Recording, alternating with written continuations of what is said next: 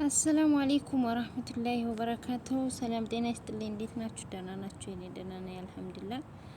እንግዲህ ደጋግሜ በዚህ መጣሁኝ ማለት ነው። እኔ ሁሉ ጊዜ አንዳንድ ነገር ተመሳሳይ ነገር ሲለቀቅ በሰው መሆን በእኔ አልወድም እና ያው ስራ ስለሚበዛብኝ በዚች ጣገቤ ባለችው እስኪ እንደዛ አድርጌ ልልቀቅ በሚለው ነው የምመጣው እንጂ እንደኔ ነገር ያስጠላኛል።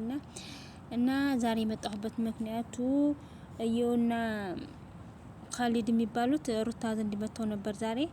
አብርሽ ዘንድ ያለውን በፊት ታስታውሱ እንደሆነ ጠበቃውን አናግረው ሩታ ህይወትን ልታበላሽብህ ነው ምናምን እያሉ እየውና ካሊድ የሚባሉት አብርሽን እየጨቀጨቁት ነበር ማለት ነው። ከዛ አብርሽንና ጠበቃውን አገናኙት።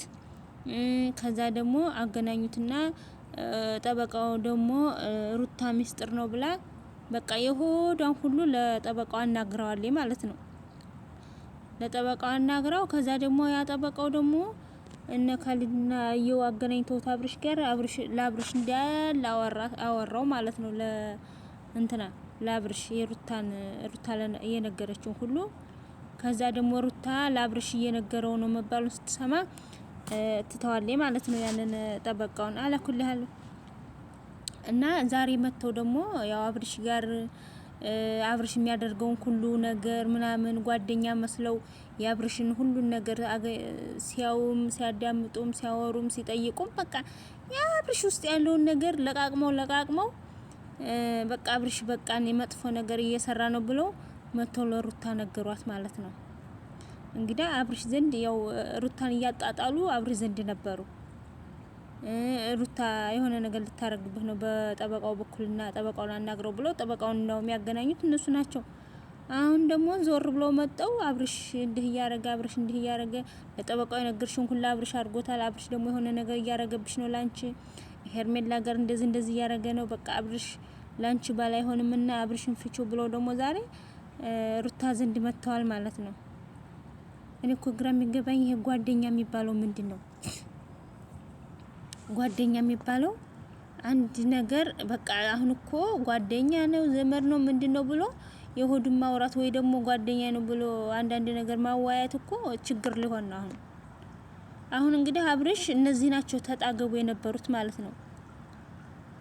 ከዛ እነሱ አሁን መተው ለሩታ ሁሉን ነገር ዝግዝግ አድርገው ነገሯት። በቃ አብርሽ ካሁን በኋላ አይሆንሽም ሄርሜላ ጋር እንደዚህ እያረገ ነው፣ ጠበቃው ጋር እንዲህ እያረገ ነውና አይሆንሽም፣ በቃ መፋታት አለብሽ እስከመጨረሻው በቃ ተፋቹ እንትና አብርሽ አይሆንሽም ብሏታል። እንግዲህ ለአብርሽ አግዞ ይሁን ወይ ደግሞ ሩታና አብርሽ ላይ ይሁን አላህ አለም።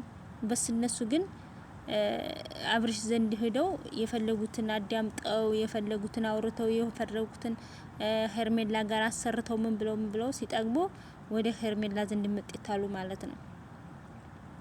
እና አሁን እነዚህ ምን ይባላሉ? ያው እንግዲህ እዳ የገባች ሩታለኝ ወደ ወልዳ እንዳትላቀቅ ወላሂ አይኗ የሚያየውና ጆሮዋ የሚሰው በጣም እንደው እኔ እንጃ እኔ በጣም እንደው እንትን አላት ሩታ በጣም ምክንያቱም አይኗ የምታየው በላይ ደግሞ እየመጡ ይነግሯታል። አይኗ የሚያየውን እኮ ነው እየመጡ የሚነግሯት እና ያየችው መልሰው ደግሞ እነሱ የሱ ጓደኞች መልሰው ሲነግሯት ምን አይነት ስሜት እንደሚሰማት እኔ አላቅም። ብቻ አሁን እሷ ይሄም ሆነ ያ ሁሉንም ትቻለሁ፣ ጠበቃውንም ትቻለሁኝ፣ በራሴ መንገድ ሁሉን ነገር ጨርሰናል፣ ያው ማህተም መብታት ብቻ ነው የቀረው ብላለች ሩታ ማለት ነው። እና የሚሻላትም ያ ነው። አብርሽ ፊቷ ላይ ይስቃል፣ እዛ ላይ ደግሞ እዛች ልጅ ጋር አውዝ ቢላህ ምሽጣረጅም እንዶ አንዳንድ ጊዜ ሶላሂ እኔ እንጃ ዘመኑ በጣም አስጠልቷል።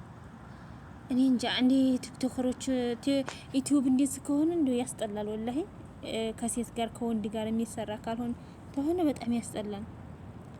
የኛም እኮ አሁን እኛም ሙስሊሞቹ ሴቶቹ እኮ አሁን በጣም እንትን እያሉ ነው። አሁን በአዲስ አበባ ነው በየት የሚሰሩት አሁን እነሱ ሱሪ እየለበሱ እና በጣም እያስጠሉ ነው። የኛ ራሱ አሁን እነ ሶፊ እነዛ በቃ አሁን እንደው በቃ ዩቲዩበሮች ሁላ ሱሪ ለብሱና ከላይ አባያ ጣል አድርገው ይሄዳሉ። ልክ እንደ አረቦቹ ማለት ነው። አረቦቹስ ቢያንስ ብዙም ወንድ ጋር አይገናኙም ምን አይሉም። እነዚህ እኮ ሱሪ ለብሱና ከላይ አባያ ጣል አድርገው በቃ ሻርቡም ደግሞ ተቀመጥ አትቀመጥ እንደ አድርገውት በቃ ዝም ብሎ ላውላች ላይ ጣል ያርጉታል። ሻርቡን ራሱ እኮ በቅጡ አይለብሱትም። ጣሉት አለ ሻርብ ሄዱ እንዳይባሉ ብቻ ነው እንጂ ሻርብ ለበሱ ራሱ አይባልም። እና በጣም የሚያስጠላ ጊዜ ላይ ነው ያለ እና አሁን ተውነታቸው ከሆነ ውሸታቸው ከሆነ አላቅም። እነ እዮምና እነ ካደር አሁን ሩታ ጎንሽ ነን በምትፈልጊበት ሰዓት ጎንሽ ነን ምናምን ብለው እና አቤልን እያስጠነቀቋቸው ነው። አሁን አቤልና ብሩክ ናቸው እንትና መሀል ያሉት ማለት ነው። ጎን ያሉት አብርሽ ጎን ያሉት ሩታን እንትና አቤልና ብሩክ ናቸው። እነሱ አራታቸው ማለት ነው። ሄርሜላ፣ አብርሽ፣ ብሩክ፣ አቤል ናቸው እነሱ። ሌላዎቹ ወላሂ በጊዜ እየራቋቸው ነው። እኔ እንጃ። በተለይ አብርሽን እየራቁት ነው። እሱ ግን ምን እንዳሰበ እንጃ። ሰው ወሬ ምንም መስሎ አይታየውም። የቤተሰብ መሆነ የራሱ ምንም መስሎ እየታየው አይደለም። የራሱን ስሜት ብቻ ነው የሚከተለው። እኔ ደግሞ ስጠረጥር ምን ጠረጠርኳቸው? ያ የአብርሽ ልጅ የተባለው መቅደስ ይዛ የመጣችው የሄርሜላ ነው አሉ። የሆነች መቅደስ የሆነ ልጅ እንትን እያለቻት የሄርሜላ ልጅ ነው አይደል ምናምን እያለች እየጠየቀቻት አያገባሽም ብላ እየጠየቀቻት ነበር ደግሞ ማለት ነው። እና የሆነ ነገርም አለው ያ ልጅና ሄርሜላ። ምክንያቱም ሄርሜላ ምን አገባት የሰው ልጅ የምትይዘው? ለምን ብላ ነው የሰው ልጅ የምትይዘው? እናቱ የጣለችውን ሩታ የጣለችውን እሷ በምን ምክንያት ነው ያን ልጅ የምትይዘው? እንጂ የሆነ ትስስርማ አላቸው ህፃኑና ሄርሜላ። እና እንደዛ ብላ ዛሬ እያስፈራራቻት ነበረ። ሩታም ደግሞ ቶሎ ብላ በወለደችና በተገላገላት። ምክንያቱም እስተምትወልጅ እያለ ነው ዙሪያውን እየዞረ እንሾለል የሚሰራባት ማለት ነው። ከወለደች በኋላ ምን አባቱ ያመጣል አብርሽ? ወላሂ እኔ አብርሽ በፊት ያሳዝነኝ ነበረ። ምክንያቱም ያው ሴት አላመጣም ሲል እውነቱን መስሎኝ ነበረ። ግን አሁን ሴት መጎተት እንዲህ በግዝም ብሎ መላስ በጣም ያስጠላል እኮ አንዳንድ ጊዜ። ወይ ደግሞ ከካሜራ ጀርባ ቢሆን ይሻላል። ካሜራ ፊት ለፊት ቤተሰብ ምን ይለኛል፣ ጓደኛ ምን ይለኛል፣ ሚስቴቱንስ ትቅና ብሎ ሊሆን ይችላል። ሄርሜላም ራሷ ሩታን ለማናደድ ነው፣ አብርሽም ሩታን ለማናደድ ነው። ግን ቤተሰብ ምን ይሉናል ብሎ አያስቡም ወይ? የሴቲቱ ቤተሰብ የወንዱ ቤተሰብ በአخر ሸይ ያገባሉ፣ በመጨረሻ ይጋባሉ እነዚህ ልጆች። ያው ባይቆዩም ፍቅራቸው ባይቆይም መነካካቸው አይቀር። ወይ እርጉዝ ነኝ ብላ ትመጣለች፣ ወይ ደግሞ አገባሁ ብላ ትመጣለች እንጂ ዝም ብለው በነፃ አይላቀቁም። አብርሽ ጋር ወላይ በእንደዚህ መልኩ ማለት ነው። አብርሽና ሄርሜላ በቀላል ነገር አይላቀቁም። ብቻ አሁን የሆነ ነገር ይዛ ትመጣለች ሄርሜላ፣ ወይ እርጉዝ ነኝ ብላ፣ ወይ ደግሞ በቃ ቀለበት አረገልኝ ብላ ትመጣለች አንድ ጊዜ ማለት ነው። እንደዚህማ በነፃ ዝም ብሎ መላላሳለ እንዴ? ለማንኛውም ወደችዬ በጣም ስራ ሲበዛብኝ ወደዚህ ኩሽናው ጣግብ ነው ይሄ እንትኑ ማለት ነው።